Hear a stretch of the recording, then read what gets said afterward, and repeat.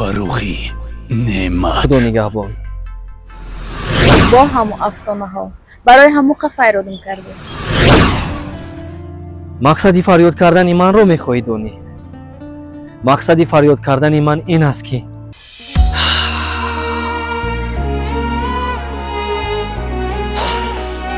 میبیویم گفت.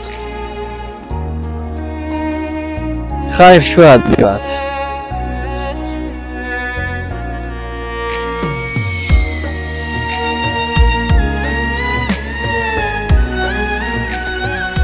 سلام فروخ. و علیکم السلام زارا. سازی فروخ. رحمت. چی گفت تنجای؟ او تنجی. من چون هر وقت برای تو گل نآوردم. لیکن از خدا میخواهم که دویم مانند گل شکوفان باشی. برای گل گرفتن حالا معاشم رو نگرفتم زارا. با همو افسانه ها برای همو فریاد کرده. مقصدی فریاد کردن من رو میخواهی دونی. مقصدی فریاد کردن من این است که من تو رو خوشبخت کردن نمیتوانم. براو فروخ، براو. درست است که هر کس میگویم پوچکش رو چنی کورپاش دراز کند. تو از دیگر طبقه هستی و من از دیگر طبقه. راست میگی. تشکر که تو میفهمی که من راست میگویم.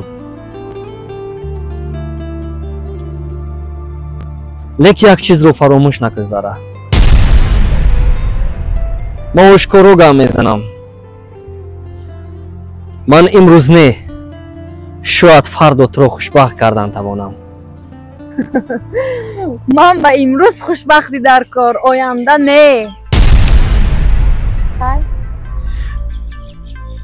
خیر من گپهایم رو گفتم. همچون مرد از نزد تو میگذرم. با امید من نباش. حالا آن که با امید من نیستی. خوشبختیت میخواهم. خدا نگهبان. یک دقیقه فروخ. لبای گوش میکنم. نه هر یک فرد نر مرد است. نه هر یک مرد اشکارانه گپ میزند. من با مرد خانه‌دار میشوم که اشکارانه گپ میزند. با من دیگر دارایی مهم نیست. من راضیم با شما خانه‌دار شوم.